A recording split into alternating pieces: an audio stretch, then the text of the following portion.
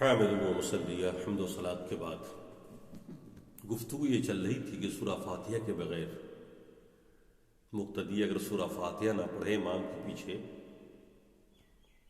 تو اس کی نماز ہوگی یا نہیں۔ اس سلسلے میں دو حدیثیں آپ نے سنی، ایک حدیث تو بخاری مسلم کی متفقہ روایت سنی اور دوسرے میں آپ نے امام مسلم کی سنی۔ اب آئیے اس تیسرے قسط کے اندر ہم ایک حدیث ایسی بیان کرتے ہیں جس سے یہ مسئلہ بالکل صاف ہو جاتا ہے۔ ہم کیوں ائمہ کے اختلاف پہ پڑھیں اور کیوں علماء کے مابین نظام میں پڑھیں، جبکہ اللہ تبارک و تعالیٰ نے ہمیں اور آپ کو حکم دیا ہے کہ اتبعوا ما انزل الیکم من ربکم، اس چیز کی ہی اتباع کرو جو تمہاری طرف نازل کی گئی ہے اور اس کے علاوہ کسی اور چیز کی اتباع مت کرو۔ یہ تیسری حدیث ابو داؤد، ترمذی، نسائی، حدیث کی 3 کتابوں میں صحیح ستہ کی یہ 3 کتابیں ایک ساتھ اس حدیث کی روایت کرتی ہیں۔ آئیے ہم اس حدیث کو دیکھتے ہیں۔ عن عبادہ بن صامت قال كنا خلف النبي صلی اللہ علیہ وسلم في صلاة الفجر فقرأ فثقلت عليه القراءة فلما فرغ قال لعلكم تقرؤون خلف إمامكم قلنا نعم يا رسول الله قال لا تفعلوا إلا بفاتحة الكتاب فإنه لا صلاة لمن لم يقرأ بها رواہ ابو داؤد والترمذی والنسائی۔ حضرت عبادہ بن صامت رضی اللہ تعالیٰ عنہ روایت کرتے ہیں اور فرماتے ہیں کہ ہم لوگ اللہ کے رسول کے پیچھے فجر کی نماز پڑھ رہے تھے۔ فجر کی نماز آپ جانتے ہیں جہری ہوتی ہے، امام بلند آواز سے قرات کرتا ہے۔ فرماتے ہیں کہ ہم لوگ اللہ کے رسول کے پیچھے فجر کی نماز پڑھ رہے تھے فقرا،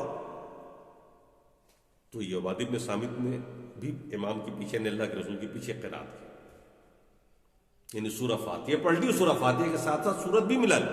قرات کا لفظ جب بھی بولا گیا ہے قرآن و سنت کے اندر سورہ فاتحہ کے علاوہ قرات پر بولا گیا ہے، یہ دھیان میں رہے اور واضح رہے۔ آدمی اگر اس پوائنٹ کو سمجھ لیتا ہے تو سارا مسئلہ سمجھ لے گا۔ فرماتے ہیں وہ ہے عبادہ بن صامت فثقلت علیہ القراء، یہ قرات بھاری پڑ گئی اللہ کے رسول پر، چونکہ امام قرات کر رہے تھے اور چونکہ ان کی بھی آواز بلند تھی تو آواز سے آواز ٹکرائی، ڈسٹرب تو ہونا تھا۔ فثقلت علیہ القراء، اللہ کے رسول پر قرات بھاری پڑ گئی۔ فلما فرغ، جب آپ فارغ ہوئے قرات سے، قال، تو فرمایا اللہ کے رسول نے لعلکم تقرؤون خلف امامکم، کہ شاید تم لوگ بھی اپنے امام کے پیچھے قرات کرتے ہو۔ قلنا نعم، صحابہ نے کہا یا رسول اللہ ایسا تو ہوتا ہے۔ قال، اللہ کے رسول نے فرمایا لا تفعلوا الا بفاتحة الکتاب، سورہ فاتحہ کے علاوہ کچھ مت پڑھا کرو۔ لا تفعلوا، ایسا مت کرو، یعنی قرات مت کرو سوائے سورہ فاتحہ کے، یعنی سورہ فاتحہ تو پڑھنا ہی پڑھنا ہے، کمپلسری لازم ہے۔ فإنه لا صلاة لمن لم يقرأ بها، کیونکہ اس آدمی کی نماز نہیں ہوتی جو سورہ فاتحہ نہیں پڑھتا۔ کتنی کلیئر بات ہے۔ اب نہ آگے کا سوال، نہ پیچھے کا سوال، نہ مقتدی کا سوال، نہ قرات خلف امام کا سوال، نہ عدم خلف امام کا سوال، کلیئرلی آپ کے سامنے میں ہے۔ اللہ کے رسول امام ہے، صحابی مقتدی ہے، عبادہ بن صامت بھی ان میں ہے، قرات انہوں نے پیچھے کی۔ اللہ کے رسول نے سلام پھیرنے کے بعد قرات سے منع کیا، سورہ فاتحہ سے منع نہیں کیا۔ فرمایا لا تفعلوا، سورہ فاتحہ کے علاوہ مزید قرات مت کرو۔ دیکھیے بڑی لمبی تحقیق کے بعد مجھے پتا چلا کہ جہاں جہاں پر بھی شریعت میں قرات سے منع کیا گیا ہے نماز کی حالت میں مقتدی کو، وہاں سورہ فاتحہ کے علاوہ جو قرات ہوتی ہے مزید وہ مراد ہے، سورہ فاتحہ نہیں ہے۔ تو اللہ کے رسول نے فرمایا لا تفعلوا، ایسا مت کرو، یعنی قرات مت کرو الا بفاتحہ الکتاب، سوائے سورہ فاتحہ کہ سورہ فاتحہ پڑھنا ہی پڑھنا ہے۔ فإنه لا صلاة لمن لم يقرأ بها، کیونکہ اس آدمی کی نماز نہیں ہوگی جو سورہ فاتحہ نہیں پڑھا گا۔ اس کی روایت ابو داؤد شریف کے اندر ہے، ترمذی کے اندر ہے، نسائی کے اندر ہے۔ یہ تینوں محدثین نے اپنی اپنی کتابوں میں اس کی روایت کی۔ اب آئیے ذرا ان حدیثوں کی طرف دیکھتے ہیں جہاں پہ یہ آتا ہے اذا قرأ فانصتوا، اللہ کے رسول نے فرمایا جب قرات کرے امام تو تم خاموش ہو جاؤ۔ تو میں نے پہلے بتا دیا ہے قرات سے مراد کیا ہے، یہاں پر سورہ فاتحہ کے علاوہ قرات ہے، سورہ فاتحہ نہیں۔ اچھا ایک عجیب سوال، میرے ذہن میں بھی یہ بات تھی اس زمانے میں، جس زمانے میں میں بھی حنفی ہوا کرتا تھا، اشرفیہ سے میں فارغ ہوا، اشرفیہ بریلی سے آپ جانتے ہیں میں 18 سال شیخ الحدیث بھی رہا ہوں، تو اس زمانے میں بھی خود مفتی تھا اور میں بھی یہی کہا کرتا تھا، سورہ فاتحہ سے روکا کرتا تھا لوگوں کو۔ تو اس زمانے میں ایک بڑی دلیل ہم لوگوں کے پاس کیا ہوا کرتی تھی کہ اللہ نے فرمایا قرآن کے اندر اذا قرئ القرآن فاستمعوا له وانصتوا لعلکم ترحمون، جب قرآن پڑھا جائے تو خاموشی سے سنو، چپ رہو۔ جب یہ تینوں حدیثیں میرے سامنے آئیں جو بالکل کلیئر ہیں، تو میں نے سوچا کہ بھئی اس آیت کی تفسیر کیا، تو میں نے 11 تفسیروں کا مطالعہ کیا۔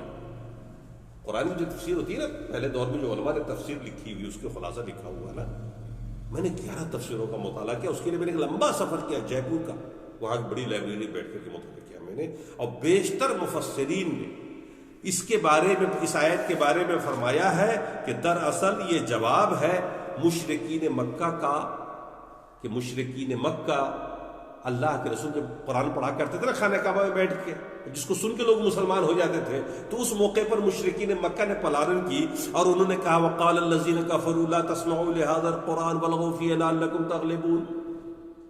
مشرکین کی کمیٹی نے طے کی کہ جب محمد صلی اللہ علیہ وسلم قرآن پڑھیں تو اپنے نوجوانوں کو لگا دیا تم لوگ لغو باتیں کرو، شور بچاؤ، تاکہ ان کی بات کوئی سنے نہیں۔ تو اس کے جواب میں یہ آیت نازل ہوئی اذا قرئ القرآن فاستمعوا له وانصتوا لعلکم ترحمون۔